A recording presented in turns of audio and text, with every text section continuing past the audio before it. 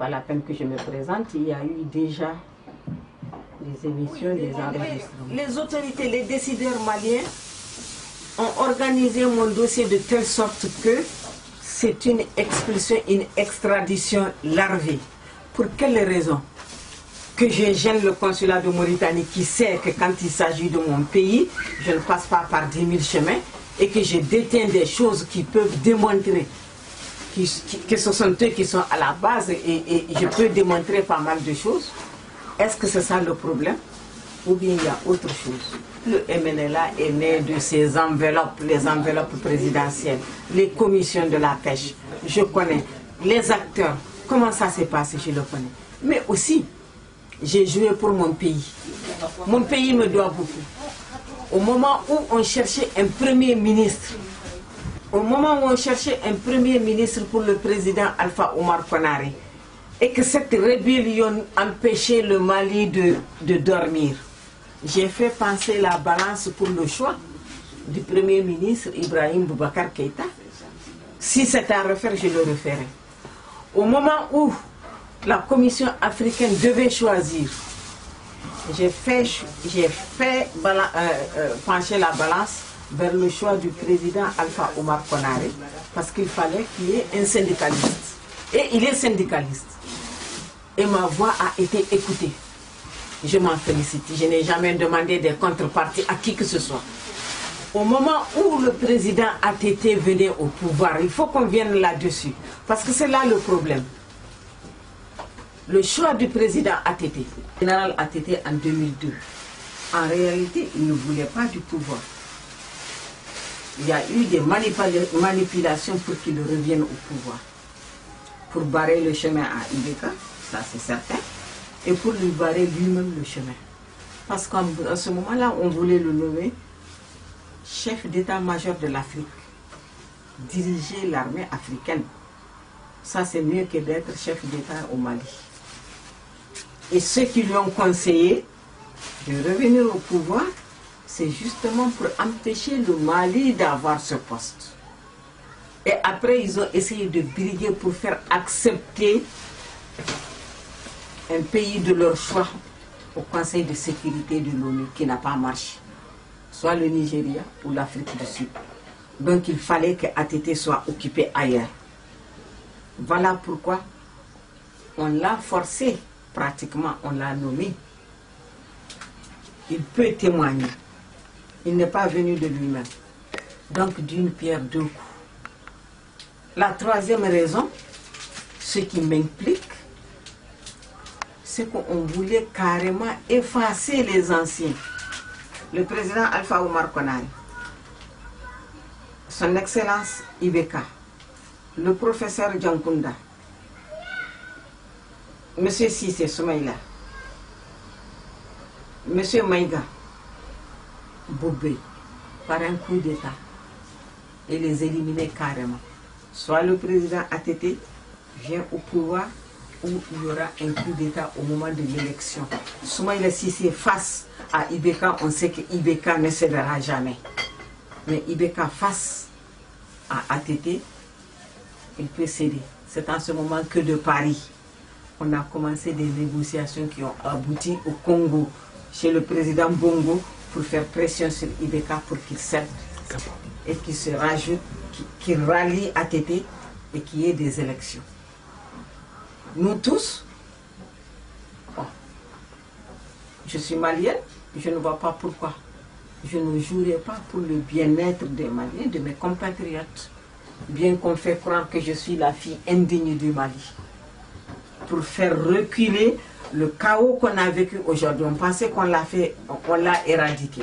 En fait, on l'a fait reculer de 10 ans, c'est tout.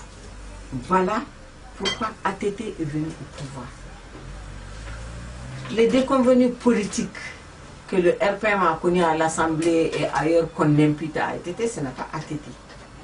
Et puisque le RPM s'entête à croire que c'est ATT, il ne pourra jamais savoir de qui s'agit-il, qui les a limés, qui les a décimés. Voilà le vrai problème. Ça, c'est l'élection de ATT. Donc, j'ai eu à jouer un rôle malgré moi, c'est le destin. qu'il a voulu pour sauver mon pays. Et là, aujourd'hui, je joue le même jeu pour amener la paix au Mali. On tue un Touareg, on a tué un parent moi. On tue un Soraï, on a tué un parent moi. On tue un Peul, on a tué un parent moi. Je n'y peux rien, c'est comme ça. C'est la nature qui l'a fait. Et je suis ancrée dans l'histoire de Tombouctou. Je suis de Djingarayber, je suis de Sarekena. Je n'y peux rien. Sarekena est le premier quartier de Tombouctou, la place Bouktou. Djingarayber, le symbole, la grande mosquée, le symbole même de la traite négrière. Je n'y peux rien. Et par alliance Sankoré, les vestiges de la culture. Donc il est de mon devoir de défendre Tombouctou, il est de mon devoir de me battre pour la paix. Si ça fait de moi une rebelle, je le suis jusqu'à la moelle épinière. Si ça fait de moi une pacifiste, je le suis aussi. Mais le fait quand même que le président Alpha Oumar Konaré et le président Ibeka sacrifient ma vie de 40 ans, 40 ans, au consulat de Mauritanie, 40 ans de salaire, enlever 40 ans dans la vie de quelqu'un. Ils ne se mettent pas à la place de quelqu'un. Et sans retraite. Donc mon exil n'a servi à rien. Je suis née et je vais mourir comme si je n'ai rien fait, alors que toute ma vie, je n'ai fait que servir le Mali. Et je ne vois pas en quoi cela peut gêner son excellence Ibeka. Je ne vois pas en quoi. Je ne vois pas en quoi cela crée une rivalité entre moi et les leaders politiques. Je n'ai jamais cherché une place politique. J'ai fait toute cette démarche-là en sourdine. Je l'ai fait en sous-marin. Je n'ai jamais demandé un poste politique à qui que ce soit. Je n'ai jamais demandé une contrepartie matérielle à qui que ce soit. Le peu que je gagne, ça me suffit. Ça suffit ma famille. On se débrouille avec. Donc aujourd'hui, il faut que tout le Mali sache et que le Mali sorte. Le consulat de Mauritanie me met sur le trottoir. Il me met sur le trottoir à la merci des bandits sur la demande des leaders politiques du Mali. La justice ne peut pas trancher quand il s'agit de l'État. L'État est au-dessus de tout. Les services sociaux ne peuvent rien quand il s'agit de l'État. J'ai une semaine pour régler ce problème. Et toutes les associations de droits de l'homme ont été mobilisées et seront mobilisées. On va assaillir l'ambassade du Mali au lieu de chercher à résoudre le problème du Nord. Et cette fois-ci aussi, ceux que Ibeka écoute, qui sont en train de lui donner les conseils pour qu'il se détruise, ne savent même pas comment son nom a été retenu.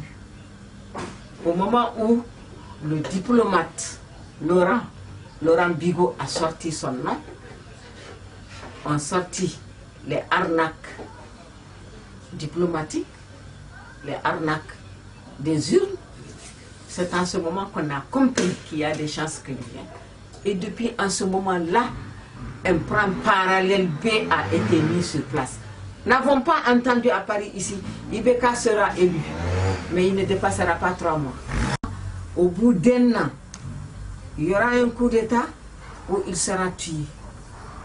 On en a fait peut-être des raisons subjectives. Ce sont des rumeurs, mais là, les choses commencent à se concrétiser.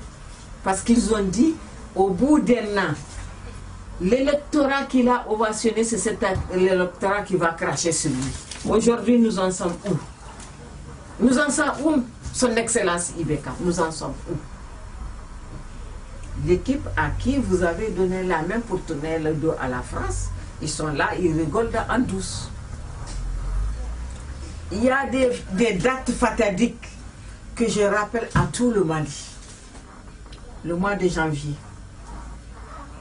Rappelons-nous, janvier, février, les émeutes de Kati, Moussa Aya, bon, on verra les dates. Le mois de mars, le général Moussa Traoré a été limogé quand? C'est pas au mois de mars? Le coup d'État du général ATT, c'est quand? C'est pas le mois de mars? Et les autres dates fatidiques, c'est novembre, pour les civils. Le coup d'État contre Modibo Keïta a été établi, fait, concrétisé quand? Le 19 novembre. Et bientôt, on tourne vers octobre et novembre. Je ne dis rien, je ne suis pas pessimiste. Mais il y a de l'air chaud qui tourne. On ne sait pas où. Qu'est-ce qui se passe? Paris bouge. Donc que le Mali fasse attention. Un deuxième effondrement de l'État sera fatal au Mali à jamais. Un deuxième effondrement de l'État malien sera fatal à jamais au Mali. Donc faisons attention. Faisons attention. J'attire l'attention de tous les leaders politiques. Heureusement, l'opposition, pour l'année d'élection de IBK, ils ont dit, ils ne cherchent pas à déstabiliser, ils cherchent à travailler avec la majorité. Et j'espère, et on le souhaite ici à Paris, que c'est sincère. En tout cas, il est temps qu'on se penche sur le problème du nord du Mali. La sortie à la fin du mois d'Alger risque d'être fatale au Mali si on ne fait pas attention.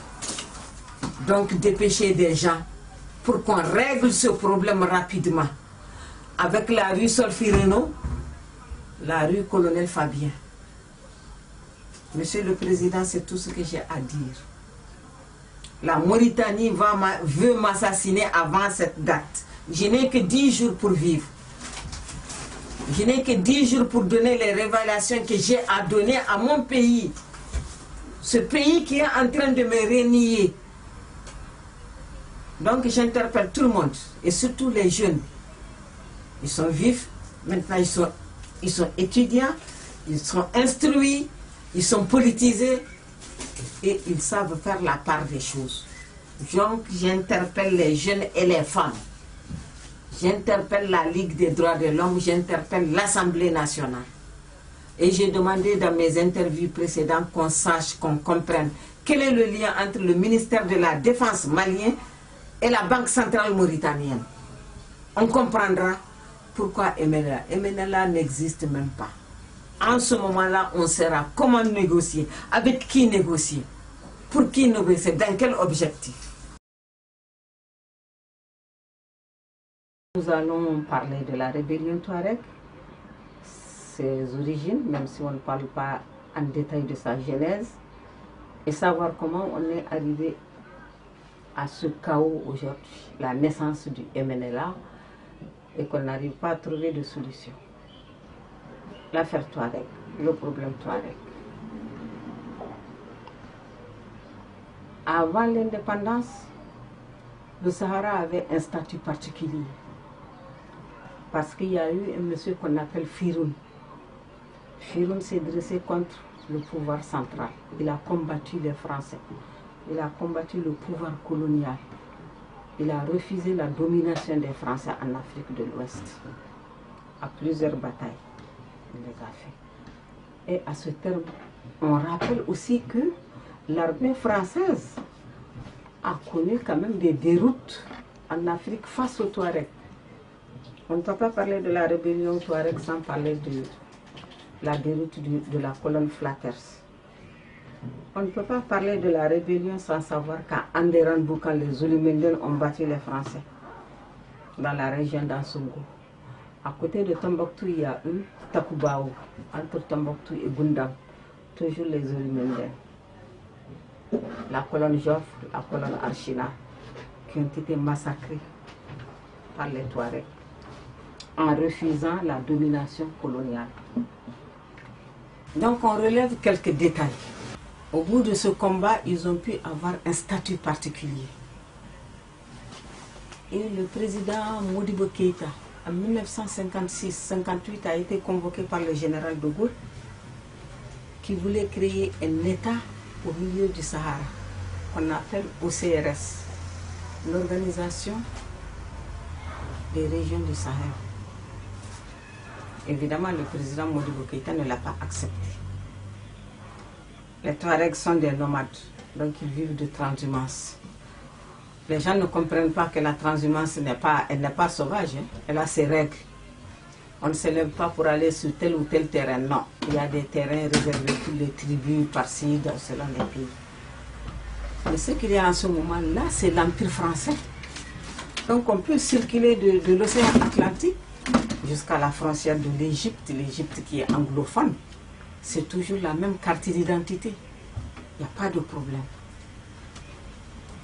Après ça, il y a eu la loi des fers, la loi cadre, la balkanisation de l'Afrique.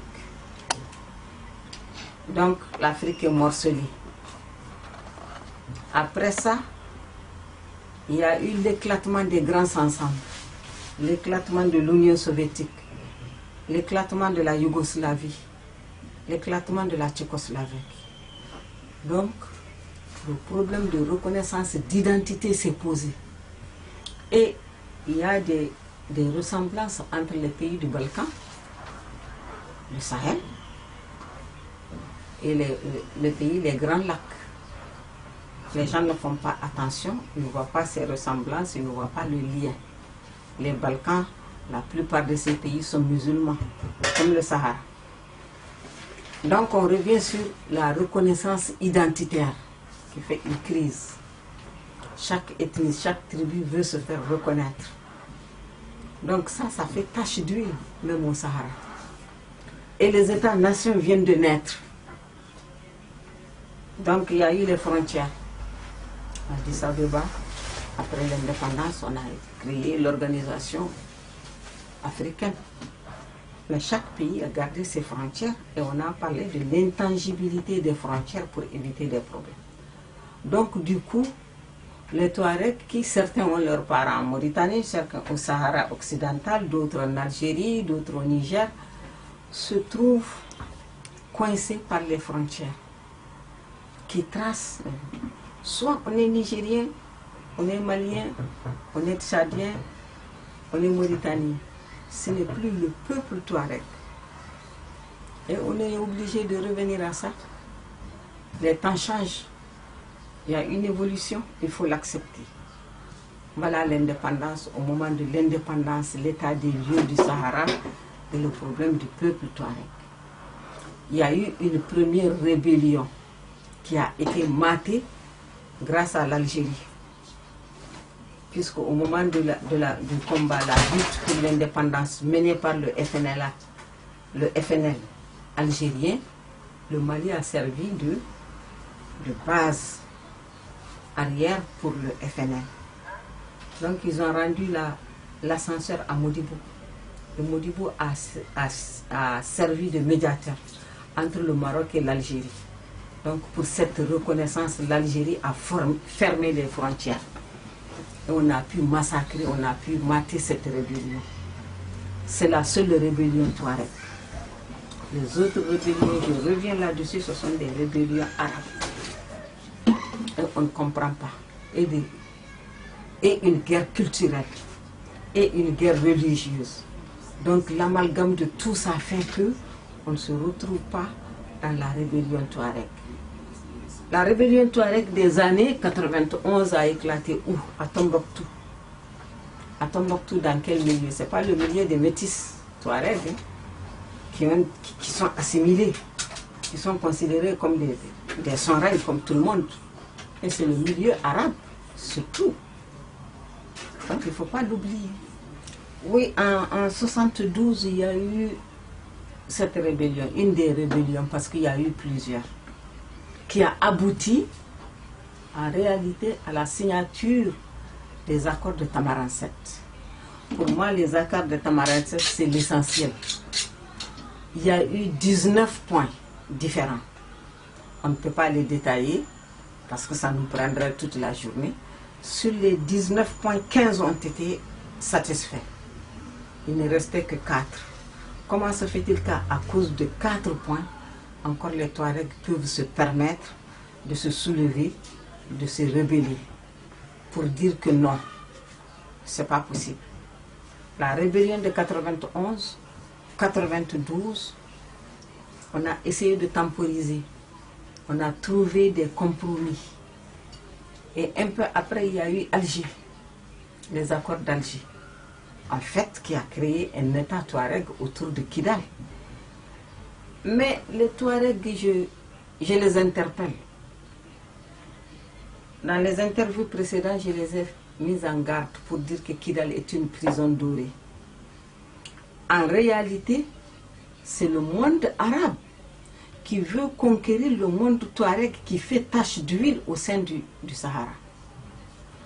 Souvenez-vous que le Maroc a revendiqué Tombouctou, il a fait descendre ses frontières jusqu'au sud de Tombouctou, qui englobe tout le nord du Mali. Et cette ambition n'a pas disparu. Le Mali a réagi, d'autres pays ont réagi. Le Maroc a un peu reculé et il a adopté une autre stratégie. La conquête par l'alliance, par le sang, l'alliance du sang. Donc on voit au nord, particulièrement Tombouctou, parce que c'est là le problème, de nouveaux métissages.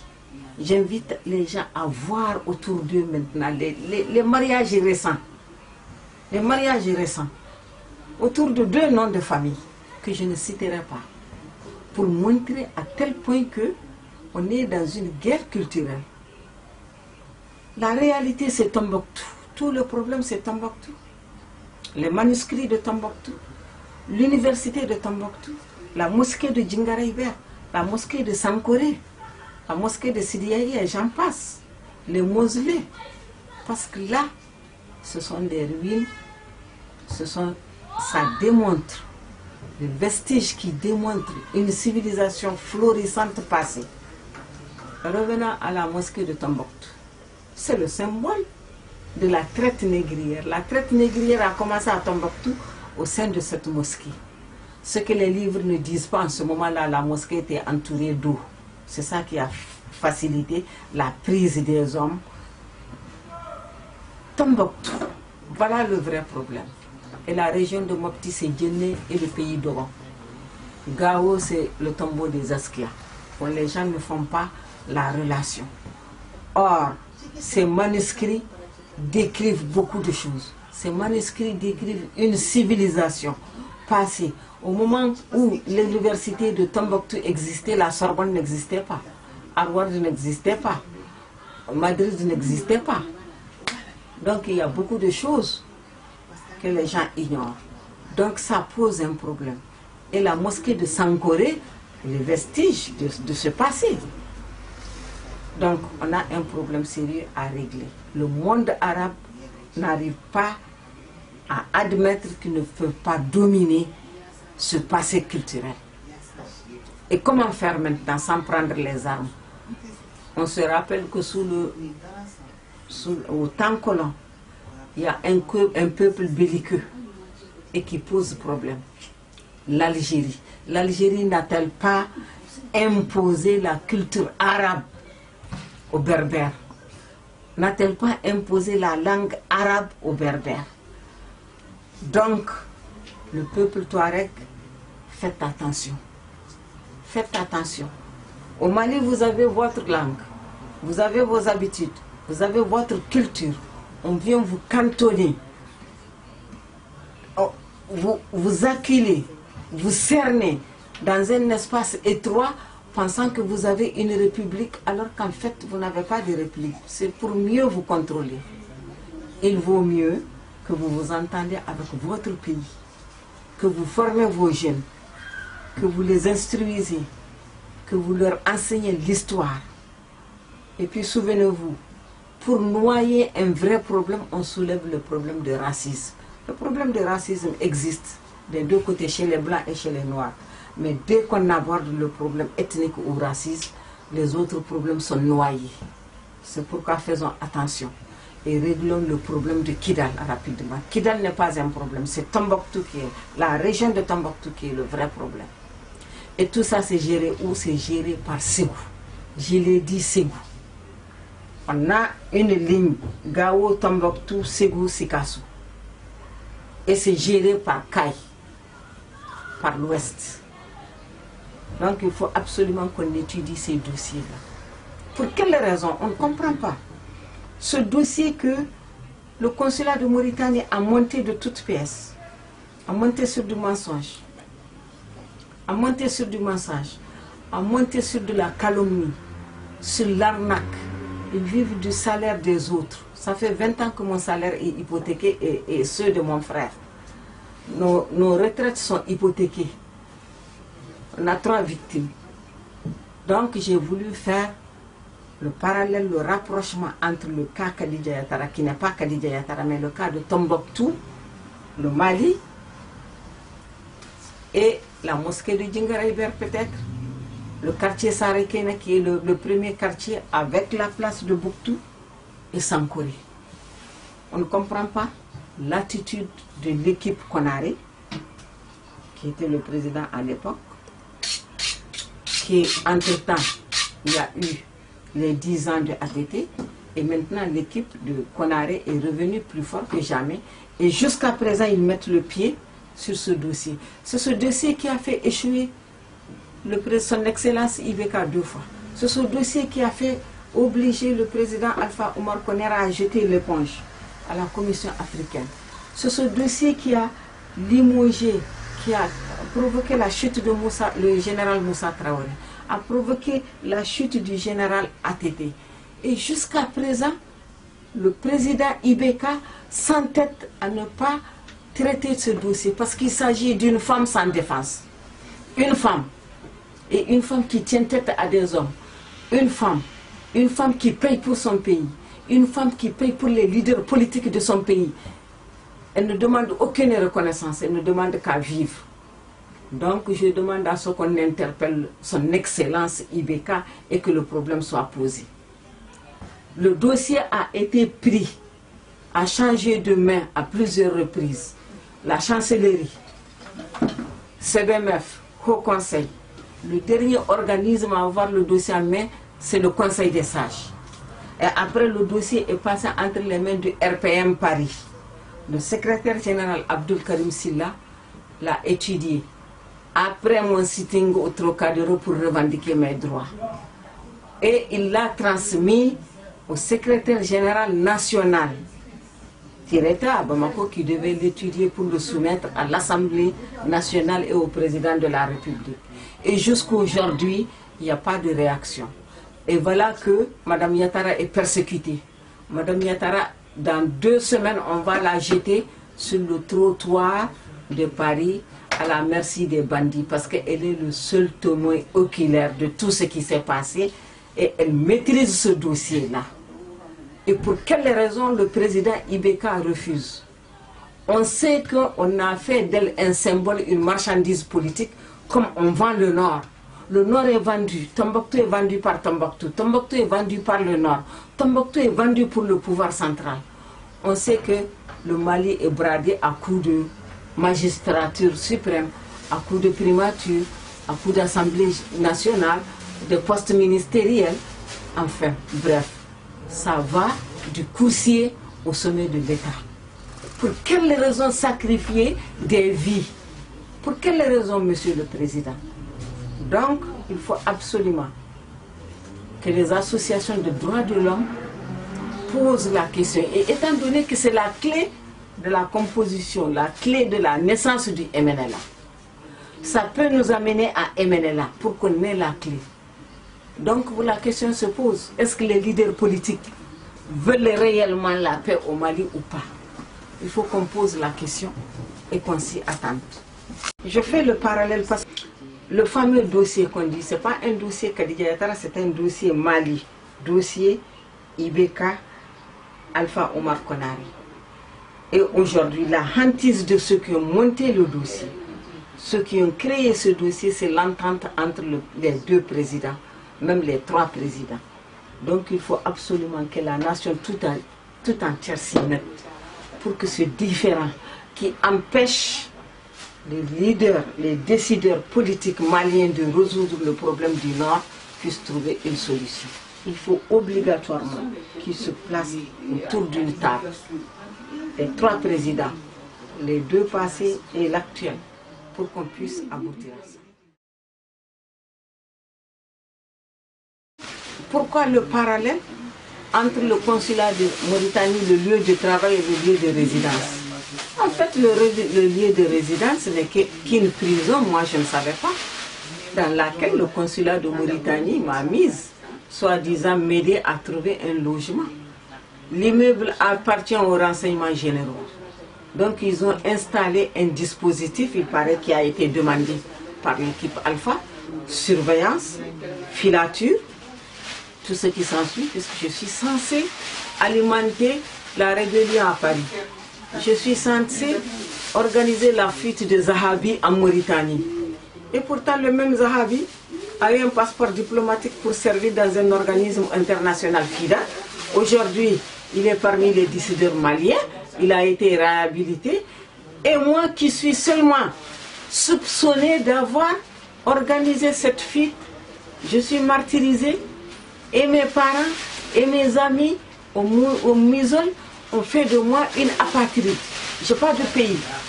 Et je suis en prison toute ma vie, sous surveillance caméra, reconnaissance de voix au téléphone, écoute téléphonique, graphologie, tout ce qu'on ne peut pas imaginer.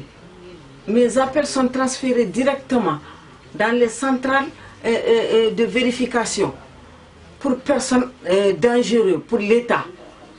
Je pose la question au président, à son Excellence Alpha Oumar Konaré, au président Ibeka. Est-ce qu'ils peuvent dormir en pensant tout ce qu'ils ont posé sur cette dame et qu'on refuse de vérifier? Mensonge d'État ou complot d'État? Oui, il y a mensonge d'État. Il y a mensonge d'État, il y a mensonge politique. Tous les leaders politiques des grands partis sont au courant.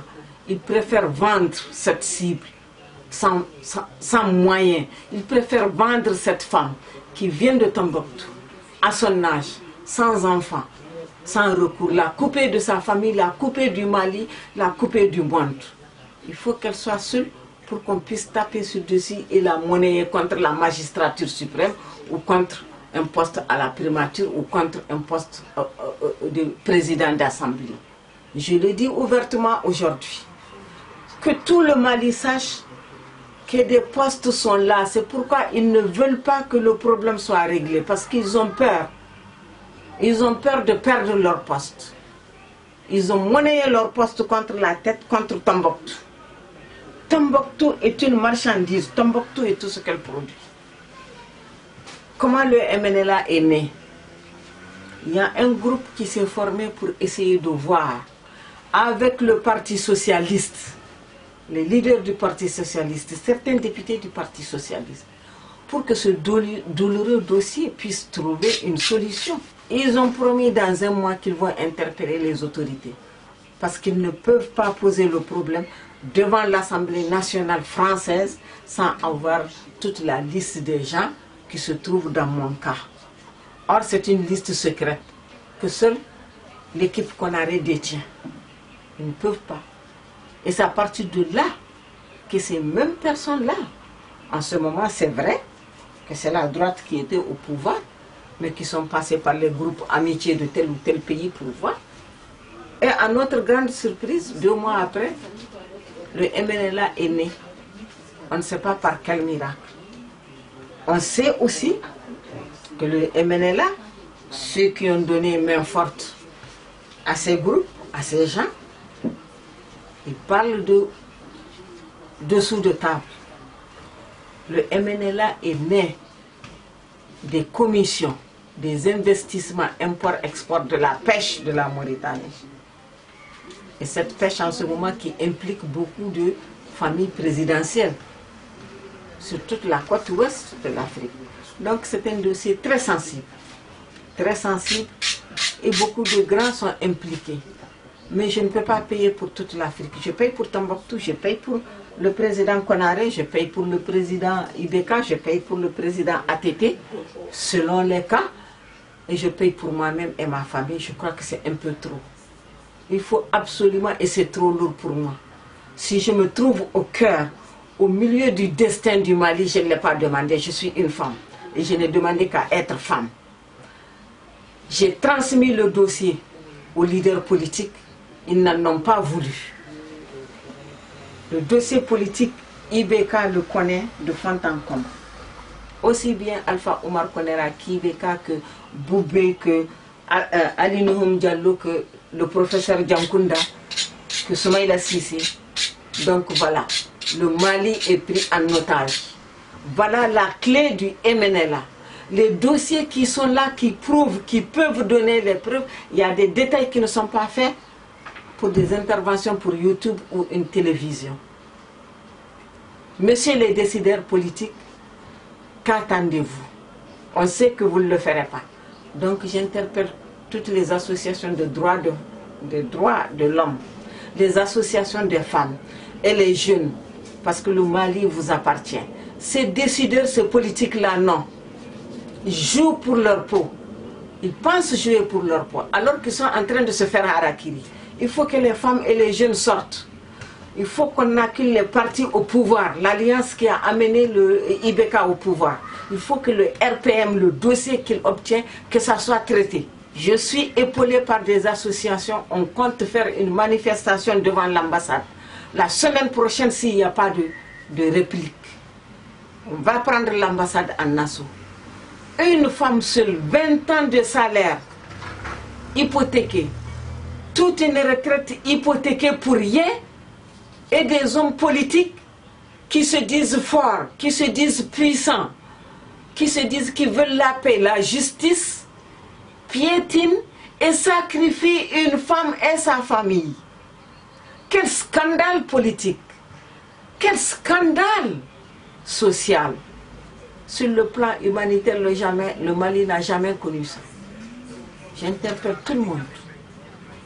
La justice est pour tout le monde. Je me suis rendue à Bamako directement au commissariat de l'aéroport pour me faire prisonnière pour qu'on puisse juger mon cas.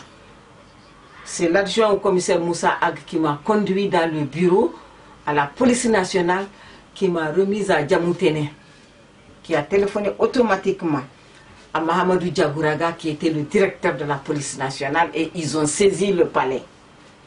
Et comment ça a fini en queue de poisson pour dire on ne traite pas ce dossier-là. Donc il y a des mains fortes derrière qui sont montées au créneau. L'année d'après, je me suis rendue directement à l'état-major de la gendarmerie. Monsieur Gaussou Diarra m'a conduit jusqu'au camp 2. Le commandant Bolonkoro Samake, dans son bureau, a convoqué le palais. Ils nous ont envoyé Hamabari.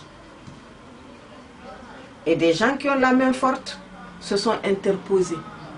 Donc on ne peut pas dire, on n'a jamais vu un coupable se remettre aux autorités. Et je pose la question à tous les leaders politiques. Pour quelle raison Mme Yattara n'a pas droit à la justice du Mali? Mme Yattara n'était pas malienne. Mme Yattara ne mérite pas la justice malienne, elle est malienne. Et pourquoi vous me traitez en apatride? Vous ne voulez pas que le problème Touareg soit réglé. J'ai évoqué les cycles de 10 ans et 20 ans. J'ai un tableau que je ne montrerai pas ici. À chaque changement en Europe de pouvoir, de droite à gauche, il y a la rébellion. Les intermédiaires ne supportent pas que la rébellion se taise. C'est leur gagne-pain. Ils vivent, il faut donner du grain à moudre au nouveau gouvernement qui s'installe. Donc il faut donner du grain à moudre au gouvernement, au palais, diriger le locataire. Aujourd'hui c'est IBK. Donc il faut qu'on lui donne du grain à moudre. Il ne faut pas éteindre. On parie, au bout de ces 5 ans, on ne sait pas s'il sera là ou pas. S'il est là, peut-être qu'on va avoir un peu de répit. S'il n'est pas là, pour le nouveau aussi, il faut changer. C'est pareil pour la France. Le MLA, on l'a fait naître au moment où le président Sarkozy passait la main au président Hollande. Le dossier est là. Je mets en défi le pouvoir public qu'on demande qu'on pose le dossier sur lui. Il n'y a pas Alger. Alger est un symposium. Je l'ai dit, je le répète, c'est un symposium organisé par le monde arabe, l'Arabie Saoudite, le Koweït, sous l'égide de l'Algérie. Ce n'est pas pour trouver une solution, c'est pour trouver des résolutions. Comment finir, comment détruire, comment massacrer ce peuple pour ne plus en avoir besoin. Voilà. Voilà le problème. Le peuple touareg ne tient pas tête au pouvoir central et au noir, comme on dit. Firon n'a jamais combattu un noir. On a toujours vécu ensemble. Il y a toujours eu les métissages. On est en train de faire sortir, essayer de massacrer. Il y a des familles qui sont complètement éteintes. Les anciens métissages de la création de Tombouctou à aujourd'hui pour créer de nouveaux métissages arabes. Regardez Tombouctou, j'interpelle Tombouctou, j'interpelle l'élite, la nomenclatura. Donc, il faut que les Touaregs fassent attention. J'interpelle Gamou et Aghamani, c'est les deux que je connaisse. On a besoin d'éduquer le peuple, on a besoin d'éduquer les jeunes Touaregs pour qu'ils sachent qu'ils sont maliens et que le nomadisme n'a pas d'avenir. Ça, ce n'est pas le Mali. C'est l'évolution de la technologie qui l'impose, la naissance des États-nations qui l'impose. Donc c'est dès maintenant qu'ils doivent jouer pour avoir leur part de terrain, leur part de savoir, leur part dans la gestion du pays, leur part dans les ressources du pays. Faites attention, vous êtes en train de vous faire harakiri. Vous vous exterminez vous-même. Moussa Al-Sarid ne maîtrise pas le dossier, ce que j'ai dit de France-Afrique. Je l'ai évoqué à France-Afrique, c'est deux. On dit France et Afrique. Venons sur notre terrain, balayons devant notre porte. La France-Afrique, c'est quoi? Ce sont ces intermédiaires qui, grâce à la France-Afrique, ils vivent l'influence, le trafic d'influence, le statut spécial. Montrer qu'ils sont de ce pays-là. Ils ont droit aux avantages. Est-ce qu'ils sont prêts à lâcher ça? On parle de France-Afrique, dire la France. C'est ça la France-Afrique, qui sont au contact de la population, qui martyrisent la population, qui tuent la population, qui sucent la population, qui maltraitent la population. France-Afrique, parlons d'abord de nous. La France-Afrique, la branche africaine. Et c'est cette branche qui alimente le MLA, qui alimente la rébellion. Voilà. À Alger, non, il n'y a pas de solution à Alger. La solution, c'est Paris, Bamako. Quand je dis Paris, je reviens là-dessus. Paris, c'est une guerre culturelle. Donc Paris est le centre culturel universel mondial. L'UNESCO, l'Institut du monde arabe, la francophonie et d'autres instituts. Paris, c'est le centre religieux. Toutes les religions sont représentées. Paris, c'est le centre diplomatique. Tous les pays du monde entier ont leur représentation diplomatique à Paris. Ce n'est pas seulement le Quai d'Orsay ou l'Élysée qui joue dans ce dossier-là. Non. Tous les pays de la CEDEAO et de la CEMAC jouent dans ce dossier-là. Donc le nœud, c'est Bamako et ici. Retrouvons-nous entre nous pour qu'on déploie les dossiers, pour qu'on les étudie et trouvons une solution. Ibeka a été élu pour trouver une solution à ce problème.